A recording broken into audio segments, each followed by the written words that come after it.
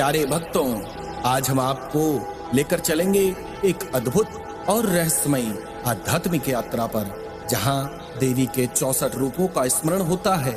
यह है 64 योगिनी स्तोत्रम। 64 योगिनियां शक्ति की 64 दिव्य शक्तियां, जो संसार की रचना, पालन और संहार में देवी माँ की सहायिका हैं। इनका वर्णन हमें तंत्र शास्त्र, पुराणों और योगिनी साधना परंपरा में मिलता है। कहा जाता है, जो भी भक्त सच्चे मन से 64 योगिनी स्तोत्र का पाठ करता है, उसके जीवन से सभी भय, रोग और बाधाएं समाप्त हो जाती हैं। उसे मिलती है माँ की कृपा, आत्मबल और आध्यात्मिक उन्नति। यह स्तोत्र आपको देवी की उपस्थिति का अनुभव कराता है। आपको यह अनुभव शांति और शक्ति से भर देगा। भारत के इतिहास में छुपे हैं ऐसे कई रहस्य, जो आज भी वैज्ञानिकों और इतिहासकारों के लिए एक पहेली बने हुए हैं। कुछ मान्यताओं के अनुसार योगिनियां माँ दुर्गा की अलग अलग शक्तियों का रूप थी, पर कुछ तांत्रिक ग्रंथ कहते हैं ये योगिनियां थी असली जीती जागती साधिकाएं, जिनके पास थी अलौकिक शक्तियां। वे उड़ सकती थी, अदृश्य हो सकती थी, समय को भी मोड़ सकती थी। 64 योगिनी मंदिर न तो किसी राजा के द्वारा बनवाया गया, न ही यह किसी आम धार्मिक स्थल की तरह दिखता है। यह एक प्राचीन तंत्र साधना स्थल है, जहां साधु संत योगिनियों की आराधना किया करते हैं, जहां की दीवारों पर खुदी हैं 64 अद्भुत, शक्तिशाली और रहस्यमयी स्त्रियां, जिन्हें कहा जाता है योगिनी। यह कोई साधारण मंदिर नहीं है, क्योंकि इसमें छत नहीं है। माना जाता है योगिनियां रात में आसमान से उतरकर यहाँ साधकों के साथ तंत्र साधना करती हैं। छत न होने की वजह से चंद्रमा और ब्रह्मांडीय शक्तियां सीधे यहाँ पहुँचती हैं। कुछ लोग कहते हैं यहाँ की दीवारों से अजीब सी ऊर्जा निकलती है।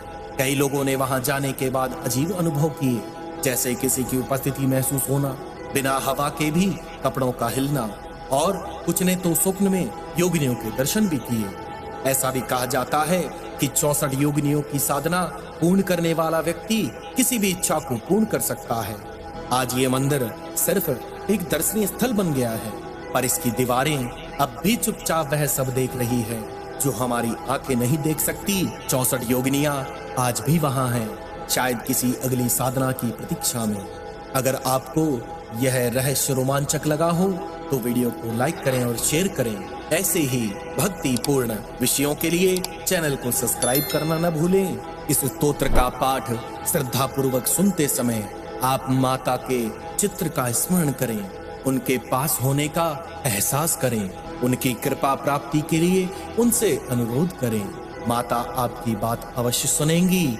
इसी विश्वास के साथ चलिए अब इस अद्भुत और चमत्कारी 64 योगिनी स्तोत्र का जाप आरंभ करते हैं।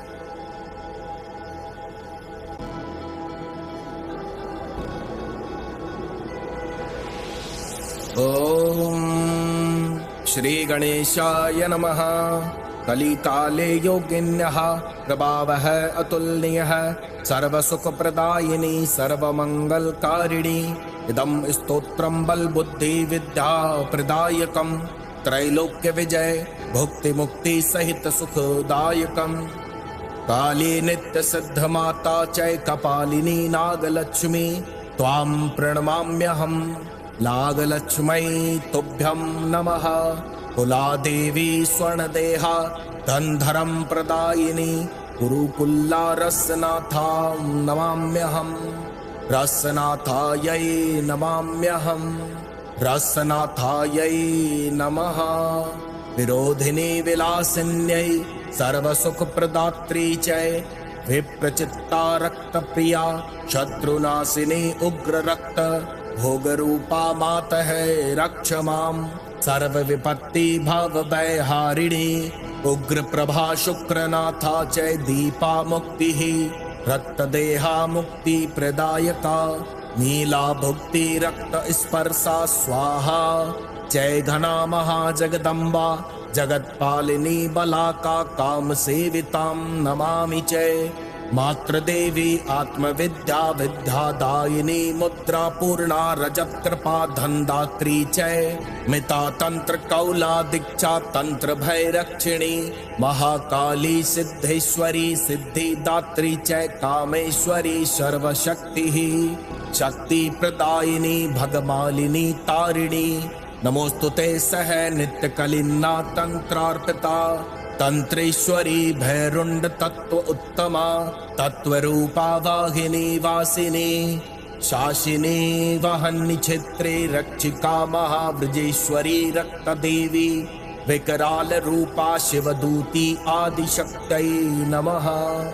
त्वरिता ऊर्ध्वरेतादा ऊर्ध्व क्षेत्र रक्षिणी कुल सुंदरी कामिनी कुल रक्षिका नील पताका सिद्धिदा सिद्धि रूपिणी नित्य जनन स्वरूपिणी त्वां शरणहं प्रपद्ये विजया देवी वसुधा सर्वलोक विजय दात्री सर्वमंगला तंत्रदा मंगलकारी ज्वालामालिनी नागिनी चय चित्रा देवी रक्तभुजा सर्वभैभव हारिणी ललिता कन्या सुप्रदा चय डाकिनी मदशालिनी मोह माया मद निवारिणी राकिनी पाप राशिनी चैलाकिनी सर्वतंत्रेशी मातः रक्ष मां यत्र तत्र काकिनी नाग नर्तिकी एव शाकिनी मित्र रूपिणी सर्वमित्र रूपिणी हाकिनी मनोहारिणी मनोहर रूप प्रदात्री रूपम देहि मातेश्वरी तारा योग रक्त पूर्णा तारा भवतारिणी भुक्ति मुक्ति दायिनी षोडशी लतिका देवी सर्वदा नव यौवना अचिन्न यौवनदायिनी भुवनेश्वरी मंत्रिणी भक्त रक्षिणी चय छिन्नमस्ता योनिवेशा भैरवी सत्य सुकर्णी सत्य प्रिया देवी त्वां प्रणमाम्यहं धूमावती कुंडलिनी सर्वधन धान्य प्रदायिनी कृपां कुरु बगलामुखी गुरुमूर्ति रक्ष मां मातंगी कांता युवती मातंग सुता कमला सुकल संस्थिता वैभवदात्री चय प्रकृति ब्रह्मेन्द्र देवी गायत्री नित्य चित्रिणी मोहिनी एव माता योगिनी रक्ष मां सरस्वती स्वर्ग देवी ज्ञानदात्री अन्नपूर्णी शिव संगी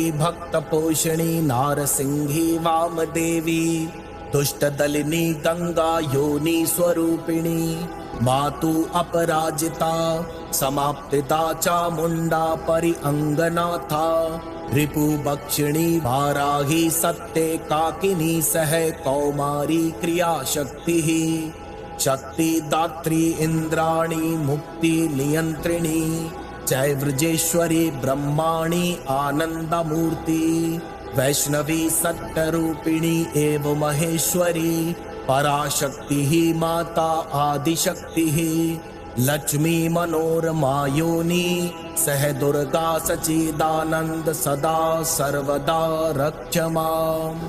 इदं स्तोत्रम् उच्च महिमन्धारितः सर्वमनोरथ प्रदायकं नास्ति संशयः महाकाली पुत्र विरचितं चतुष्षष्टि योगिनी स्तोत्रम् श्री महाकाली चरण अर्पणम् अस्तु। अथ चतुष्षष्टि योगिनी स्वाहाकार मंत्रः। ओम ऐं ह्रीं श्रीं श्री काली नित्य सिद्ध माता स्वाहा। ओम ऐं ह्रीं श्रीं श्री कपालिनी नागलक्ष्मी स्वाहा। ओम ऐं ह्रीं श्रीं श्री कुलादेवी स्वर्णदेहा स्वाहा। ओम ऐं ह्रीं श्रीं श्री कुरुकुल्लारसनाथा स्वाहा।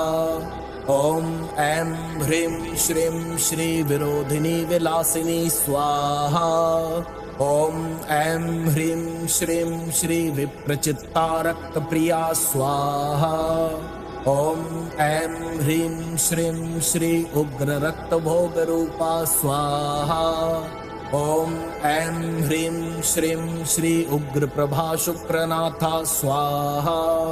ॐ ऐं ह्रीं श्रीं श्री दीपा मुक्तिः रक्तदेहा स्वाहा। ॐ ऐं ह्रीं श्रीं श्री नीला भुक्ति रक्तस्पर्शा स्वाहा। ॐ ऐं ह्रीं श्रीं श्री घना महाजगदम्बा स्वाहा। ॐ ऐं ह्रीं श्रीं श्री वलाका कामसेविता स्वाहा। ॐ ऐं ह्रीं श्रीं श्री मातृदेवी आत्मविद्या स्वाहा। ॐ ऐं ह्रीं श्रीं श्री मुद्रापूर्णा रजत्कृपा स्वाहा। ॐ ऐं ह्रीं श्रीं श्री मित्रातन्त्रकौला दीक्षा स्वाहा। ॐ ऐं ह्रीं श्रीं श्री महाकाली सिद्धेश्वरी स्वाहा। ॐ ऐं ह्रीं श्रीं श्री कामेश्वरी सर्वशक्ति स्वाहा। ॐ ऐं ह्रीं श्रीं श्री भगमालिनी तारिणी स्वाहा। ॐ ऐं ह्रीं श्रीं श्री नित्यकलिन्ना तन्त्रार्पिता स्वाहा। ॐ ऐं ह्रीं श्रीं श्री भैरुण्ड तत्व उत्तमा स्वाहा। ॐ ऐं ह्रीं श्रीं श्री वाघिनी वासिनी शासिनी स्वाहा। ॐ ऐं ह्रीं श्रीं श्री महव्रजेश्वरी रक्तदेवी स्वाहा। ॐ ऐं ह्रीं श्रीं श्री शिवदूती आदिशक्तिः स्वाहा। ॐ ऐं ह्रीं श्रीं श्री त्वरिता ऊर्ध्वरेतादा स्वाहा। ॐ ऐं ह्रीं श्रीं श्री कुलसुन्दरी कामिनी स्वाहा। ॐ ऐं ह्रीं श्रीं श्री नीलपताका सिद्धिदा स्वाहा। The suspense of a property deal always used to give me tension. I could not understand when it would be saved and when it would be finalized. Then I consulted का सिद्धिदा स्वाहा। ॐ ऐं ह्रीं श्रीं श्री नित्यजनन स्वरूपिणी स्वाहा। ॐ ऐं ह्रीं श्रीं श्री विजया देवी वसुधा स्वाहा। ॐ ऐं ह्रीं श्रीं श्री सर्वमंगला तंत्रदा स्वाहा। ॐ ऐं ह्रीं श्रीं श्री ज्वाला मालिनी नागिनी स्वाहा। ॐ ऐं ह्रीं श्रीं श्री चित्रा देवी रक्तभुजा स्वाहा। ॐ ऐं ह्रीं श्रीं श्री ललिता कन्या सुप्रदा स्वाहा। ॐ ऐं ह्रीं श्रीं श्री डाकिनी मदशालिनी स्वाहा। ॐ ऐं ह्रीं श्रीं श्री राकिनी पापनाशिनी स्वाहा। ॐ ऐं ह्रीं श्रीं श्री लाकिनी सर्वतन्त्रेसी स्वाहा। ॐ ऐं ह्रीं श्रीं श्री काकिनी नागनर्तिकी स्वाहा। ॐ ऐं ह्रीं श्रीं श्री साकिनी मित्ररूपिणी स्वाहा। ॐ ऐं ह्रीं श्रीं श्री हाकिनी मनोहारिणी स्वाहा। ॐ ऐं ह्रीं श्रीं श्री तारा योग रक्तपूर्णा स्वाहा।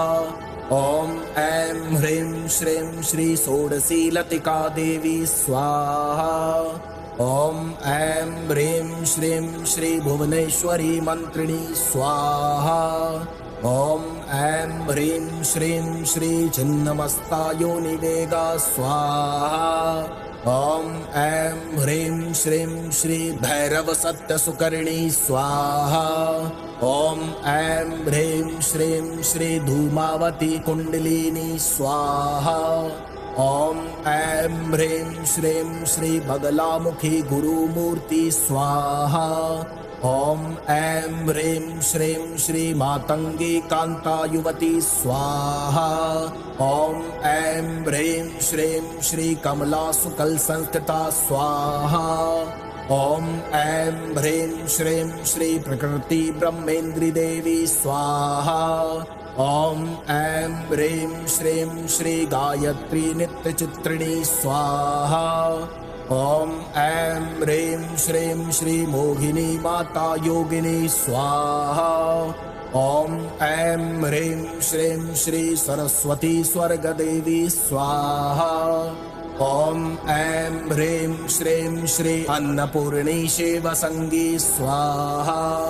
ॐ ऐं ह्रीं श्रीं श्री नारसिंही वामदेवी स्वाहा। ॐ ऐं ह्रीं श्रीं श्री गंगायोनि स्वरूपिणी स्वाहा।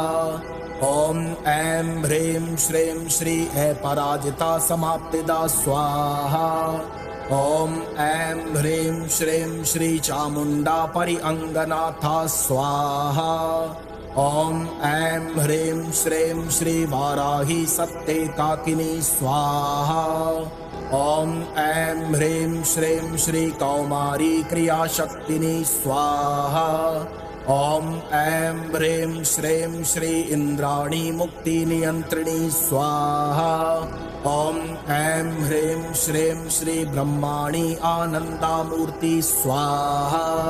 ॐ ऐं ह्रीं श्रीं श्री वैष्णवी सत्यरूपिणी स्वाहा। ॐ ऐं ह्रीं श्रीं श्री माहेश्वरी पराशक्तिः स्वाहा। ॐ ऐं ह्रीं श्रीं श्री लक्ष्मी मनोरमा योनि स्वाहा। ॐ ऐं ह्रीं श्रीं श्री दुर्गा सच्चिदानन्दा स्वाहा।